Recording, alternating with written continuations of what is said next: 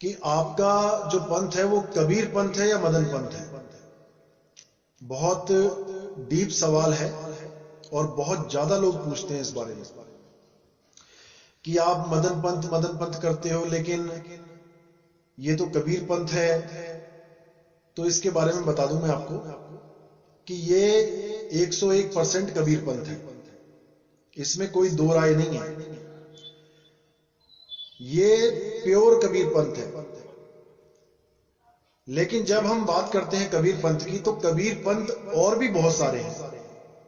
जैसे धर्मदास जी की जो गद्दी है वो भी कबीर पंथ कहलाते हैं। गरीबदास जी की जो गद्दी है वो भी कबीर पंथी कहलाते हैं। दादू जी की गद्दी है, उनका भी कनेक्शन कबीर साहब के साथ था। भीखा जी, नाभा जी की जो गद्दी है वो भी कबीर पंथी कहलाते हैं।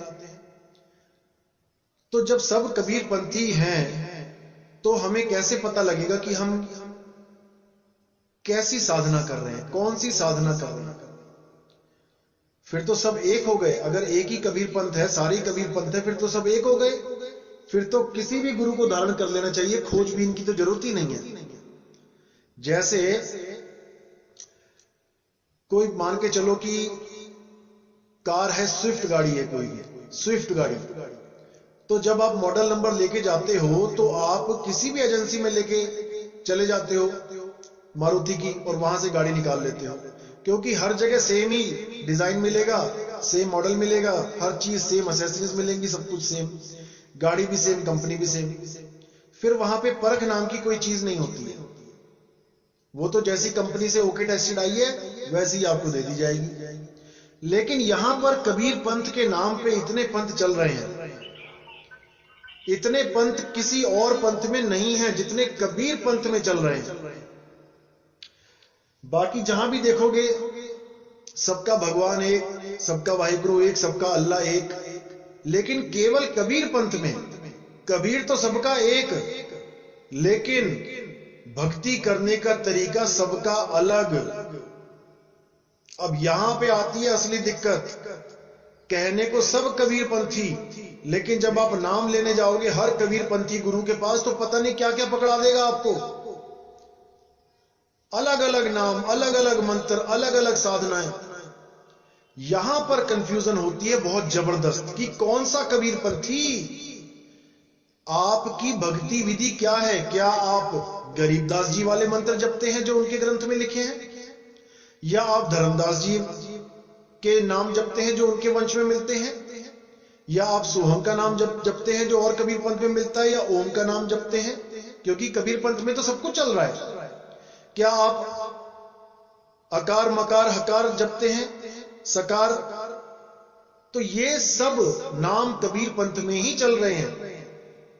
इसलिए हमें अपनी भक्ति विधि बताने के लिए, उसको अलग से शो करने के लिए हमें बोलना पड़ता है कि हम मदन पंथ में हैं। मदन पंथ इसलिए बोलना पड़ता है क्योंकि वो हमारे प्रथम आचार्य हैं, हमारे प्रथम सदगुरु हैं। हम कभी ये नहीं बोलते कि हम दूलमपति पंथ से हैं, या हम जवाहिरपति पंथ से हैं, या हम राम सेवक साहिब के पंथ से हैं, या हम बैराग साहिब के पंथ से हैं।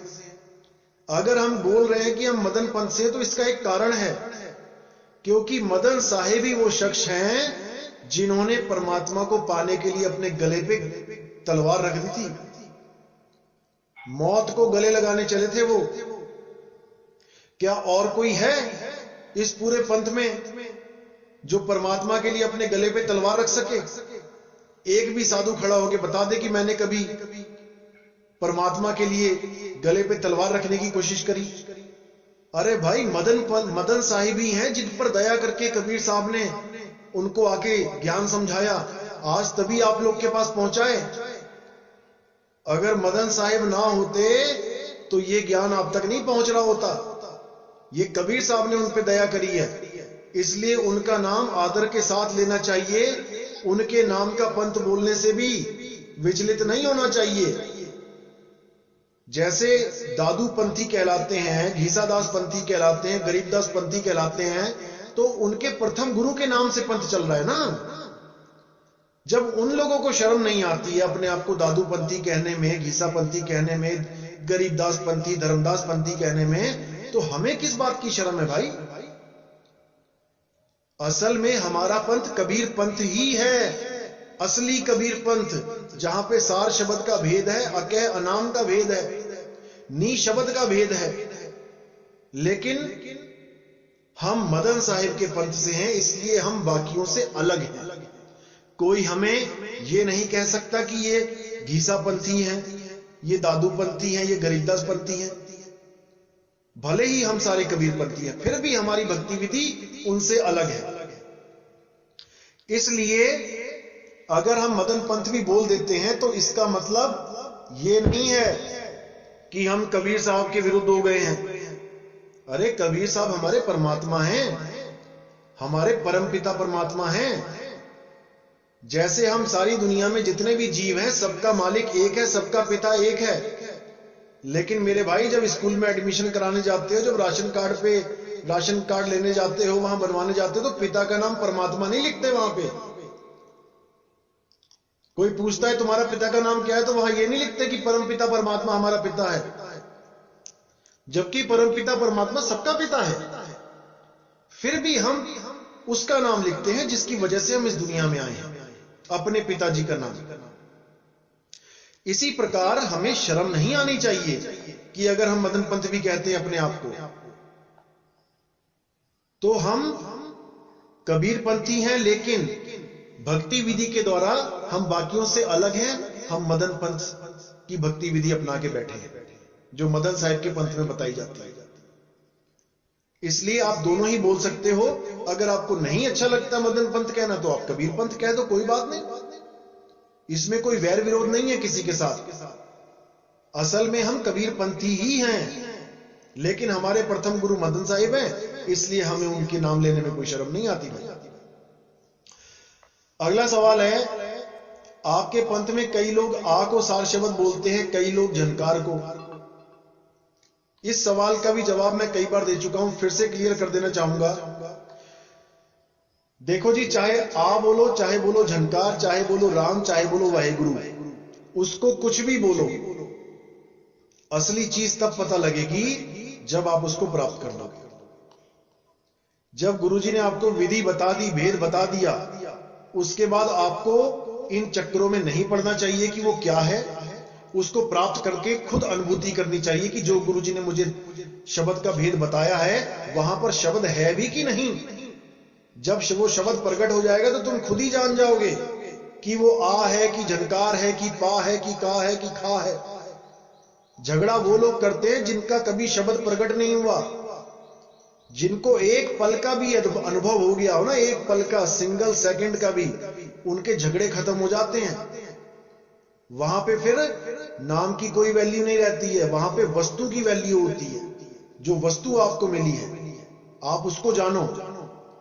और वो अनुभव कोई बता नहीं सकता किसी को, कि वो अनुभव बताने में आ जाएगा कि आप कह दोगे कि वो आ की तरह है। जो बताने में आ गया वो अनुभव है ही नहीं,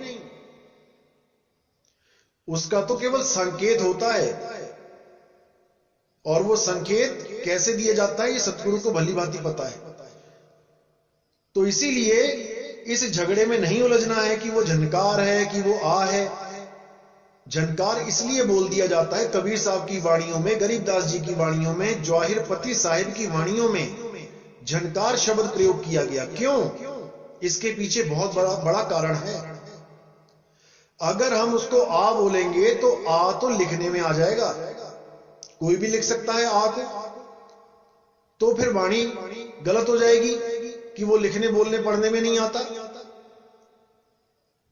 फिर तो वाणी झूठी सिद्ध हो गई। अगर आपने लिख ही दिया उसको, तो वो अलेख कैसे हुआ? फिर हम कैसे कहेंगे कि 52 आखर लेख राम रंग होरी हो, वो आखर या में ना ही राम रंग होरी हो। फिर हम कैसे उसको कहेंगे कि 52 अक्षर लोक त्रय सब कुछ इन्हीं माही, ये आखर खिर जाएंगे, वो आखर इनमें नाही। फिर कैसे कहेंगे हम ये बात? अब जो झनकार होती है, झनकार को समझ लो क्या होता है। झनकार कई लोग सोचते हैं कि जैसे पीछे ड्रम बजता है, झनकार बीट्स, जैसे पुराने गानों में झनकार डाल के नए बना देते थे कई लोग। अरे भाई ये झनकार नहीं है वो, अगर कोई इस गलत फहमी में रहता है कि वो झनकार है। अब कई जगह वाणी आती है, नाम अखंड और सब खंडा, और सार शब्द गरजे बरमंडा। अब वहां पे लिखा है गरजे। अब गर्जना क्या होता है? बादल गरजते हैं। अब कबीर साहब की वाणी काट के दिखाओ, वहां पे लिखा है गरजे बरमंडा, यानी वो गर्जना कर रहा है। अब जब गर्जना कर रहा है जैसे बादल गरजे, अब आप उसको लिख के दिखाओ वो कैसे गरजे? नहीं लिख सकते। इसीलिए कई जगह गर्जना लिख दिया है, कई जगह झनकार लिख दिया है। रुंझुन सार शब्द झनकारा, पावेगा कोई संत प्यारा। जवाहिरपति साहिब की वाणी है, हमारे जो बीरापुर गद्दी है जिनके नाम से चल रही है, उनकी वाणी है। उन्होंने भी यही बोला कि भाई वो अनुभूति का विषय है। पावेगा कोई संत प्यारा, पावेगा, सुनेगा नहीं कि मैंने कान से बोल दिया आ, मुंह से बोल दिया आ, और तुमने कान से सुन लिया आ, हो गया काम। इसको प्राप्ति नहीं कहते हैं। पावेगा कोई संत प्यारा, जो सूरत को शब्द में लगाएगा, जो आठों पहर उसमें रमेगा, उस पर मालिक की दया होगी। खुद नहीं प्राप्त कर सकता कोई, कि कोई सोचे कि मैं प्राप्त कर लूंगा, 2 महीने में प्राप्त कर लूंगा, 5 महीने में, साल में प्राप्त कर लूंगा, 2 साल में कर लूंगा। जो ये सोच के बैठा है कि मैं कर लूंगा, वो कभी नहीं कर पाएगा। भाई उसके आगे सरेंडर करना पड़ता है। अंधा कभी आंख वाले को नहीं पकड़ सकता, सरेंडर करना पड़ता है। भाई मैं हारा, तू जीता, आजा कहां है तू, तब वो दया करता है। इस अकड़ में ना रहे कोई कि मैं तो 1 महीने में, 1 साल में प्राप्त कर लूंगा, 2 साल में प्राप्त कर लूंगा। बहुत से नाम लेके गए और 2-2 साल हो गए उनको, और ये कह के गए थे हम तो 1 महीने में आपको खुशखबरी दे देंगे। आज तक नहीं आई उनकी खुशखबरी, क्योंकि वो ये सोच के बैठे हैं कि हम पकड़ लेंगे उसको, जबकि वो टोटल दया पे काम करता है। उसकी दया होती है तब होता है। आपने तो केवल सरेंडर करना है अपने आप को। जिसने सरेंडर करना सीख लिया उस पर दया हो जाएगी। गुरु के आगे सरेंडर, परमात्मा के आगे सरेंडर करना ही पड़ेगा, तभी बात बनेगी। तो अगला सवाल है, आपका कबीर पंथ बाकी कबीर पंथ से अलग कैसे है? जैसे मैंने अभी बताया कि बहुत से कबीर पंथ हैं। जो मदन साहिब के पंथ में कबीर, जो असली कबीर पंथ है, उसमें भक्ति विधि क्या है? देखो, होठ कंठ लागे नहीं, जीव्या नहीं उच्चार, और गुप्त वस्तु को जो लखे सो है हंसामार। उस गुप्त वस्तु का लखाव करना है, उसको गुरु लखाएगा। अब कई लोग कहते हैं लखाने को लंगाना, लंगाना, लगाना यानी पार कर देना। अरे भाई कितनी बार समझाया गया है कि पार आपने ही होना है, परमात्मा के सहारे। गुरु तो केवल मार्गदर्शक है आपका, गुरु केवल आपको रास्ता बताएगा, विधि बताएगा। अब आगे आपकी लगन और परमात्मा की दया, इन दोनों पे काम चलता है। गुरु आपको भेद बताएगा, आपके सारे भ्रम तोड़ेगा, आपकी सूरत को शब्द में कैसे जुड़ना है उसकी विधि बताएगा। आगे आपकी लगन और परमात्मा की दया, इन दोनों पे काम चलेगा। तो हमारे पंथ में कोई मंत्र तंत्र जंत्र नहीं दिया जाता। हमारे पंथ में शरीरों में ध्यान नहीं लगाया जाता। हमारे पंथ में श्वासों का अजपा जाप नहीं कराया जाता, सोहम का जाप नहीं कराया जाता, ओम सोहम का जाप नहीं कराया जाता, ओम सोहम सत्य कबीर का जाप नहीं कराया जाता। हमारे यहाँ 5 नाम नहीं दिए जाते, ज्योति निरंजन ओंकार आरंकार सोहम सतनाम, या हमारे यहाँ 3 नाम सतपुरुष अकाल मूर्त शब्द स्वरूपी राम, या और कोई नाम सतगुरु सतनाम, या और भी ओम तत्सत, ऐसा कुछ नहीं दिया जाता। हमारे यहाँ आत्म ज्ञान का भेद बताया जाता है, और आत्मा में कैसे स्थित होना है, अपनी सूरत को कैसे स्थित करना है, यह भेद बताया जाता है। इसलिए बाकी कबीर पंथ से हमारा पंथ अलग है, क्योंकि हमारे यहाँ विहंगम चाल का भेद बताया जाता है कि आप कैसे विहंगम चाल के द्वारा अपने स्वरूप में स्थित हो जाएंगे। इसीलिए साहिब ने बोला, शब्द विहंगम चाल हमारी, और कहें कबीर सतगुरु दी तारी, खुले कपाट शब्द झनकारी। और पिंड यंड के पार स्वदेश हमारा है। शब्द झनकारी, यहां पे भी झनकारी की बात कर दी उन्होंने कि वो कोई बोलने लिखने वाला शब्द नहीं है, वो एक अखंड नाद है, अखंड, जिसका कभी कोई खंड नहीं कर सकता। तो उस अखंड का भेद हमारे पंथ में बताया जाता है। अगला सवाल है कि आप कहते हैं कि सब दुनिया एक झंडे के नीचे आ जाएगी, सारी दुनिया एक पंथ में आ जाएगी, तो क्या सारे पंथ, सारे मंदिर मस्जिद बंद हो जाएंगे? अब देखो यहां पर समझ का फेर है। जब भी मैं कहता हूं कि सारी दुनिया एक झंडे के नीचे आएगी तो उसमें भेद को जानना चाहिए। क्या भेद है? मैंने क्या कभी कहा कि मंदिर बंद हो जाएंगे, मस्जिद बंद हो जाएंगी, गुरुद्वारे बंद हो जाएंगे या तो सारे पंथ बंद हो जाएंगे? मैंने ऐसा कभी नहीं कहा।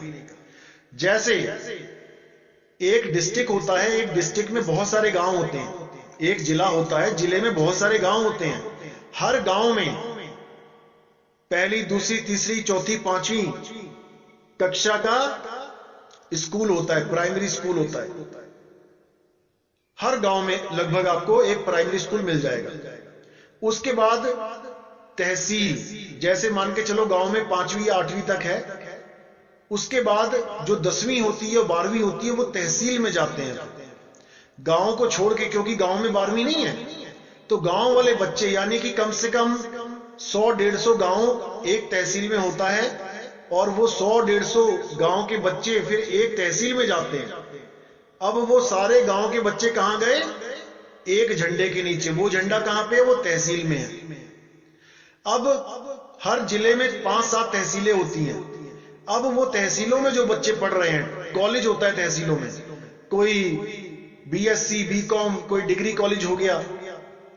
अब उसके बाद जो होता है मेन, कोई एमबीबीएस, कोई इंजीनियरिंग कॉलेज, ये तहसीलों में नहीं मिलेंगे आपको, ये मिलेंगे मेन सिटी में, मेन सिटी के अंदर, वो भी प्रदेश में। जैसे एक प्रदेश में जो कैपिटल है प्रदेश की, जैसे यूपी की लखनऊ है, तो लखनऊ में आपको तमाम कॉलेज मिलेंगे, जो वो कॉलेज गांव में नहीं है।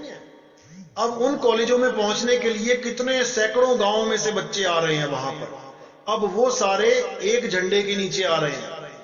इसका मतलब ये नहीं है कि वो स्कूल में जो प्राइमरी, वो गांव में जो प्राइमरी स्कूल थे वो बंद हो गए। वो बंद नहीं होंगे भाई, बच्चे तो पढ़ते रहेंगे लेकिन आगे बढ़ते रहेंगे, और बढ़ के लास्ट में जब पीएचडी पे पहुंचेंगे तब वो सारे बच्चे तमाम गांव में से, तमाम पंथों में से आके एक झंडे के नीचे बैठ के पढ़ाई करेंगे। तो ये जो हमारा पंथ है, ये पीएचडी का ज्ञान समझो। अलग अलग पंथों के, अलग अलग धर्मों के लोग आके अब यहां पर एक झंडे के नीचे, एक छत के नीचे बैठ के भक्ति करेंगे। इसका मतलब ये नहीं कि जो पंथ वो छोड़ के आए थे वो बंद हो जाएंगे, ऐसा नहीं है। लेकिन उन्हीं पंथों में से लोग आगे बढ़ जाएंगे, एक झंडे में आएंगे, अलग अलग पंथों के लोग। अब इस समय आप यकीन करो कि ऐसा कोई पंथ नहीं है इंडिया में जिन पंथों के लोगों के मुझे फोन नहीं आते कि भैया हमें इस पंथ से जोड़ दो। अब इसका मतलब यही है कि सब एक झंडे के नीचे आने को तैयार हैं। इसमें कोई अहंकार वाली बात नहीं है कि मैं कोई अहंकार वाली बात कर रहा हूं कि सब एक झंडे के नीचे आएंगे। अरे भाई, सब एक ज्ञान के नीचे आएंगे, सब एक भक्ति विधि के नीचे आएंगे, अलग अलग पंथों से। इसको गहराई से समझना है। तो इसीलिए बोला साहेब ने कि आगे बढ़ते बढ़ते बढ़ते बढ़ते जब जीवों को पता लगेगा कि जिस पंथ में हम हैं वो अधूरा है, उससे पूर्ण ज्ञान नहीं होगा, मुक्ति नहीं मिलेगी, तो जीव आगे बढ़ जाएगा और अलग अलग पंथों में से एक पंथ में आ जाएगा। इसीलिए साहिब ने बोला था कि सब पंथ एक ही पंथ में आके मिल जाएंगे, इसीलिए बोला गया था। तो अगला सवाल यह है कि कुछ लोग पूछ रहे थे कि क्या ऐसा हो सकता है कि गुरु अपनी ताकत से पार कर दे, चेले को कुछ ना करना पड़े। देखो जी, ये इंडिया है, ये महा आलसियों का देश है। वैसे तो बहुत हुनर है इस इंडिया में, बड़े बड़े साइंटिस्ट, बड़े बड़े इंजीनियर विदेशों में भी हमारे ही भारत का नाम रोशन कर रहे हैं। लेकिन जब अध्यात्म मार्ग आता है फिर बंदा सोचता है कुछ करना ना पड़े, गुरुजी कर दें। अरे भाई, गुरु को खाना खिलाओगे कि तुम्हारे पेट में चला जाएगा? फिर तो ऐसा करो कि गुरुजी भोजन करें, हमें ना करना पड़े, तब कोई नहीं बोलेगा। फिर तो गुरुजी को खाना देते ही अरे मुझे भी डालो, मुझे भी लगाओ थाली, वहां पर अपनी थाली याद आ जाएगी। लेकिन अध्यात्म में कि गुरु पार कर दे, ऐसा क्यों होता है? क्योंकि बहुत से लोग ऐसे हैं, गुरु ऐसे आ गए हैं अध्यात्म क्षेत्र में जो हमें भरमा देते हैं कि मैं पार कर दूंगा, मैं पार कर दूंगा, तुम्हें कुछ करने की जरूरत नहीं है। ऐसा वो लोग क्यों कहते हैं? क्योंकि उनको पता है कि इंडिया के लोगों की कमजोर नाड़ी कौन सी है। उनको पता है कि कहां पे मूर्ख बनाया जा सकता है लोगों को, बड़े आराम से आ जाते हैं लपेटे में।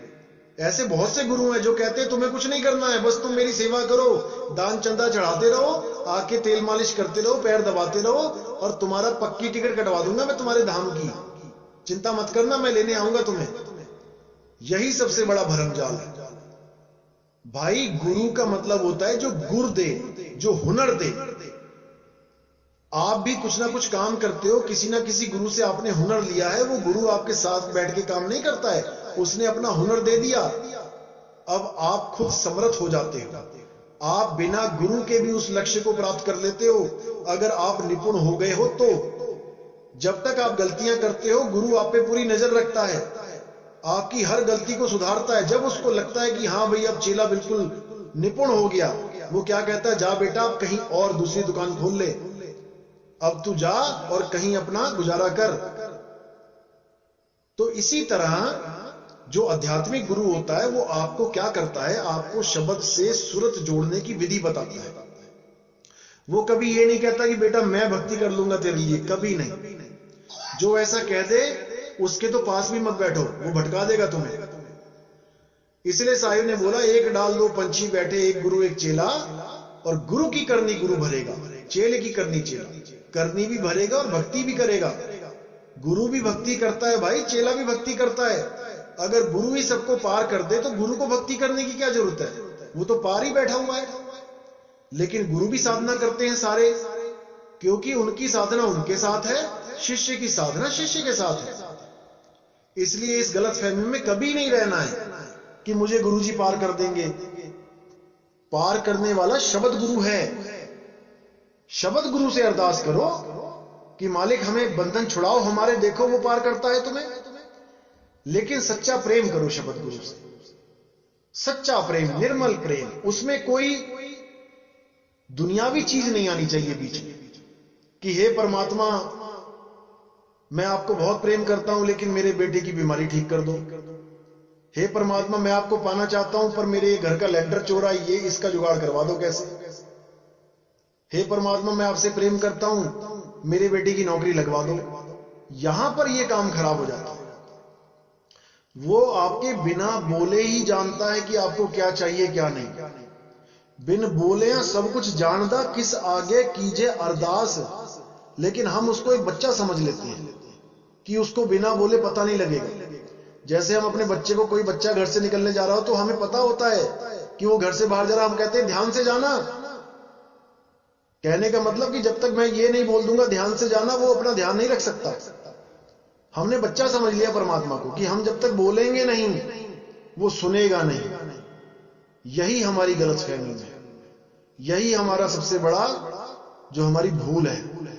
वो घट घट की पटपट की जाने, वो सब जानता है, बस उसके आगे सरेंडर करना सीखो कि तेरा पाना मीठा लाग गया, जो हो रहा है होने दो, बस पानी की तरह बहते चले जाओ, फिर देखो क्या आनंद आता है परमात्मा। बस उसको याद रखो, सारे काम करते चलो और उसको याद रखो, उसको एक पल मत भूलो। बस उसके बाद देखो कि क्या आनंद है जीवन में। ऐसे जिंदगी की गाड़ी चलेगी कि आपको पता भी नहीं लगेगा कि मैं जी भी रहा हूं कि नहीं। इतनी स्मूथली चलेगी लाइफ आपकी, सारे झंझट सब परेशानियां खत्म। बस असलियत में आके जियो एक बार, असलियत में आके। तो आज का सत्संग यही समाप्त करते हैं। बोले सतगुरु बंदी छोड़ कबीर साहिब की।